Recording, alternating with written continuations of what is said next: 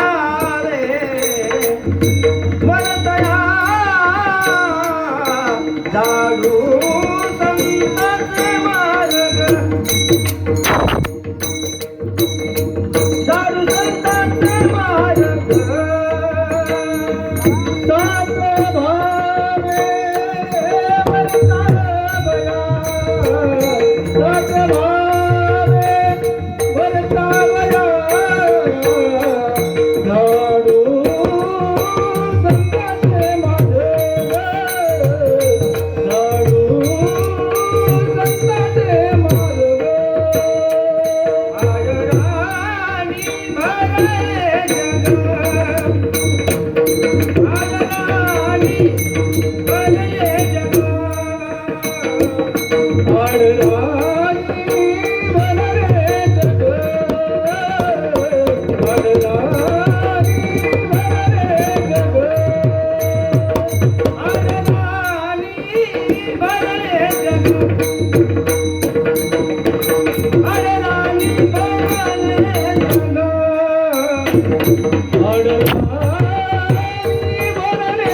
जग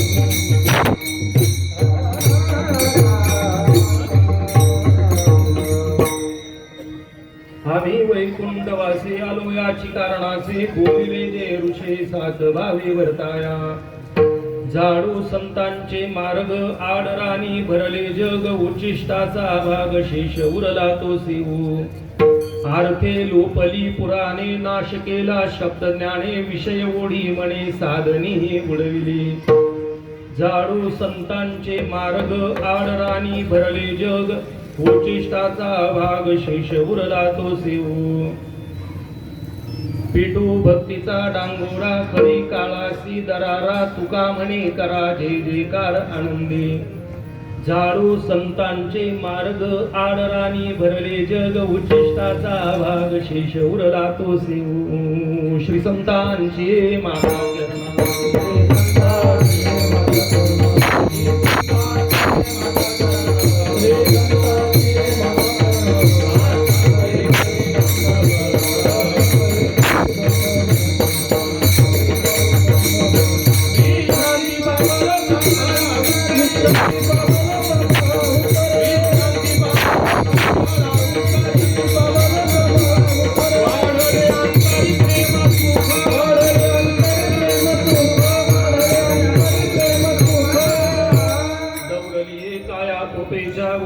नवे अनारिसे बुद्धरिलो आम्ही वैकुंठवाशी आलो याची कारणासी बोलिले जे ऋषी साच भावे वर्ताया प्रस्तुत चिंतनासाठी आपल्या समोर आलेला अभंग देहूचे सुप्रसिद्ध साधू वैराग्य मूर्ती संत हृदय सम्राट श्रीमंत संत तुकोबारायांचा हा 4 चरणाचा संतपर प्रकरणातील अभंग आहे। या अभंगाच्या द्वारे जगद्गुरु तुकोबाराय संतांचं अवतार कार्य आपल्या पुढे सांगतात।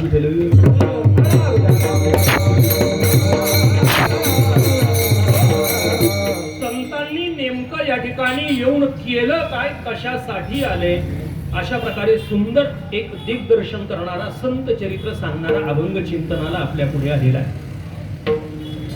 या अभंगाच्या चिंतनाला प्रारंभ करण्यापूर्वी अल्पासा परिहार देणं गरजेचं आहे की आपल्या या आश्वी गावामध्ये एक महान तपस्वी, महान साधू, महान संत पुंजामाईंचं अवतरण आणि त्याचप्रमाणे पुंजामाईंचं या ठिकाणी वास्तव्य झालं, असं असणारी ही आश्वी पवित्र असणारं हे क्षेत्र आहे।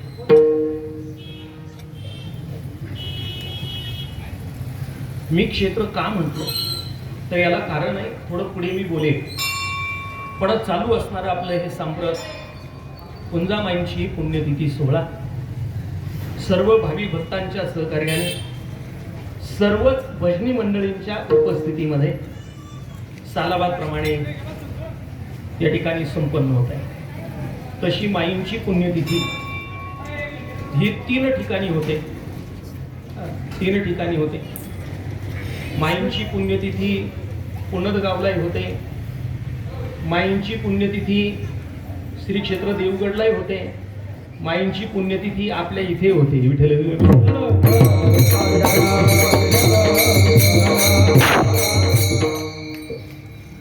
ही पुण्यतिथी 16 संपन्न होत आहे। उपस्थित सर्व श्रोते सज्जन, माईंचे असणारे सर्व भक्तवर्य, माईंचे ज्यांना ज्यांना सानिध्य प्राप्त झालं असे असणारे सर्वच पुनीत आणि पवित्र माता भगिनी, पुरुष मंडळी, सर्वांच्या उपस्थितीत आपण या जगद्गुरु तुकोबारायांच्या अभंगाचं चिंतन करता करता माईंच्या जीवन चरित्राकडेही थोडासा प्रकाश टाकूया. विठ्ठल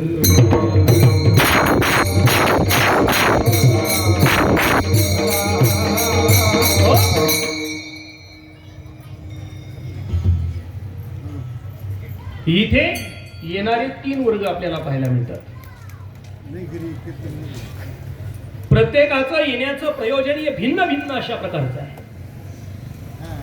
भगवंताचं येण्याचं प्रयोजन वेगळं, सर्वसामान्य माणसाचं येण्याचं प्रयोजन वेगळं आणि संत महात्म्यांचं येण्याचं प्रयोजन वेगळं. संतांचं प्रयोजन जगद्गुरु तुकोबारायांनी एकाच अभंगात 7 प्रयोजन सांगितले. विठ्ठल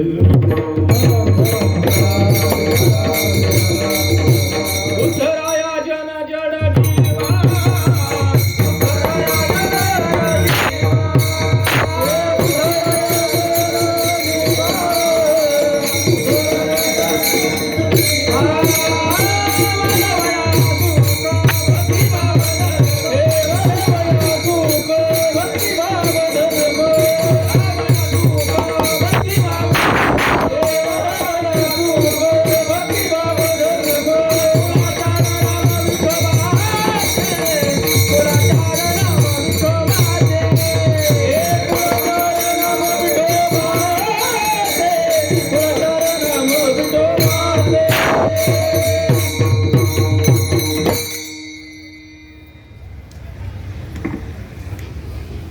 महाराजांना वाटलं परत डबल प्रमाण द्यायला नको, म्हणून त्यांनी लगेच पुढचे प्रयोजन सांगून टाकले. जगद्गुरु तुकोबारा या ठिकाणी प्रयोजन सांगताना महात्म्यांचं प्रयोजन सांगताना उद्धराया जन जड जीवा, जडांचा उद्धार करण्यासाठी, जीवांचा उद्धार करण्यासाठी आले. त्याच्या खालच्या चरणामध्ये वाढावया सूर, वाढावया भक्ती, वाढावया धर्म, वाढावया कुळाचार, नाम विठोबाचे.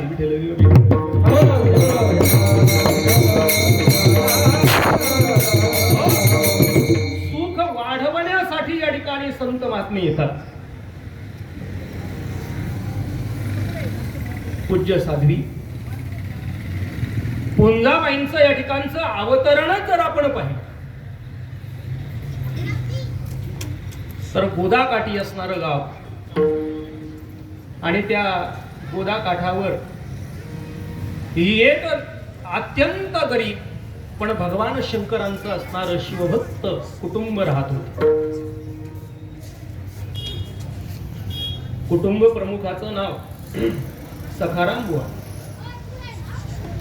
आणि कुटुंब प्रमुखाला सहाय्य भगवान शंकरांच्या भक्तीमध्ये करणाऱ्या त्या असणाऱ्या महान पुण्यवंत ठकुबाई. हे दोन्ही पती पत्नी झोपडं बांधून नदीच्या किनारी राहत होते. प्रसंग असा घडला,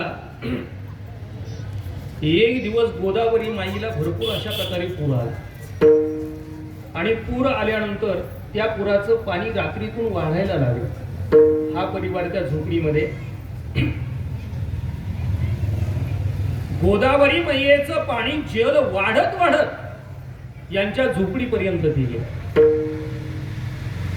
पण चमत्कार असा झाला, दोन्हीही पती पत्नी त्या झोपडीच्या खांबाला घट्ट धरून उभे होते.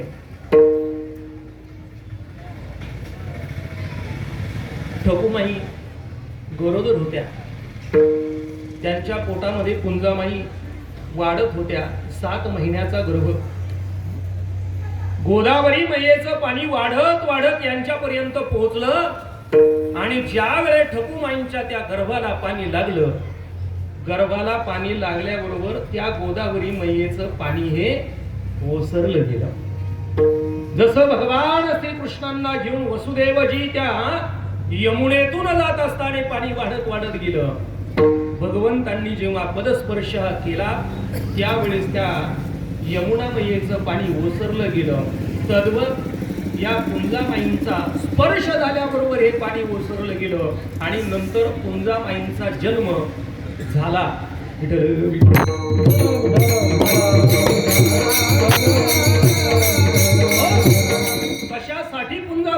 अवतार आहे. अवताराचं पहिलं प्रयोजन आहे सुख वाढवण्यासाठी माईंचा या ठिकाणी अवतार आहे. मग संतांनी नेमकं कोणतं सुख वाढवलं?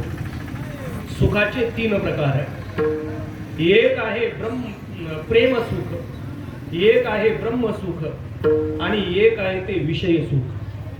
संतांनी विषय सुख वाढवलं असेल का? कारण मुळातच ज्यांनी विषयाला तिलांजली दिलेली आहे भगवान श्री ज्ञानोबाराय सुंदर संतांचं चिंतन सांगताना बोलतात. ज्ञानोबाराय म्हणतात, जे विषयांशी तिलांजली देऊनी प्रवृत्तीवरी निगड वाहुनी माते हृदयसुनी भोगिताती. ज्यांनी आपल्या अंतःकरणात भगवान परमात्म्याला साठवलं आणि विषयांना तिलांजली देऊन टाकली, असे संत महात्मे विषय सुख वाढवतील का? वाढवत. विषयांमध्ये सुख आहे नाही अशातलाही भाग नाही, पण विषयांमध्ये सुख किती आहे? आमच्या महिपती महाराजांनी विषयांचं सुख सांगितलं. महाराज सांगतात, खरूज खाजविता पाही आती गोड वाटे तै समयी खाज निघून गेलिया पाही अति दुःख होतसे. महाराज म्हणतात, एखाद्याला खरूज व्हावी, त्या खर्जेची आग होते. मग माणूस ती खरूज खाजवतो. जोपर्यंत खरूज खाजवतो तोपर्यंत ती खरूज गार वाटते. पण खरूज खाजवायची बंद केली की परत त्या खर्जेची आग होते. असं विषयांमधलं सुख आहे. विषयांचं सुख हे चिरकाल टिकत नाही. विषयाचे समसुख वेगळाची बाहुली आवराचे धावले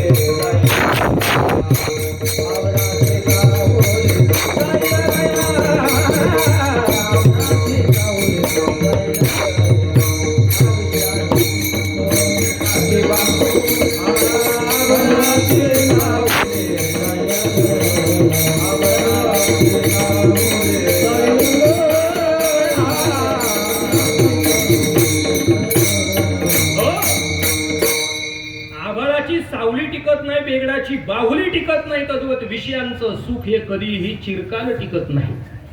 उलट विषय सुखात रममान झालेल्या जीवाची कळकळ आमच्या संत महात्म्यांच्या अंतःकरणामध्ये उत्पन्न झाली. विषय ओढी बोलले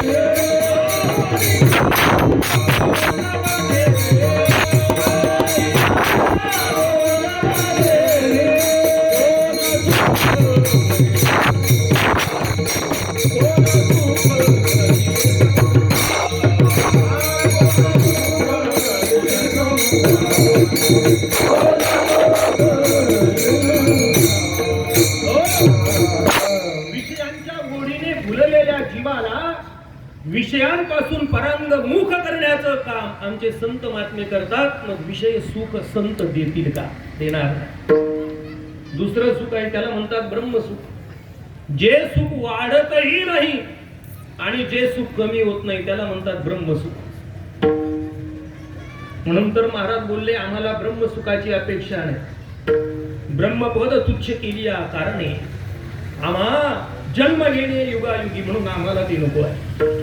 दुसरं सुख आहे, तिसरं सुख आहे, त्याला म्हणतात प्रेमसुख. मग संत महात्मे कोणतं सुख वाढवत असतील?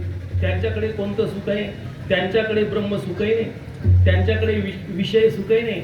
मग संतांजवळ आहे तरी काय?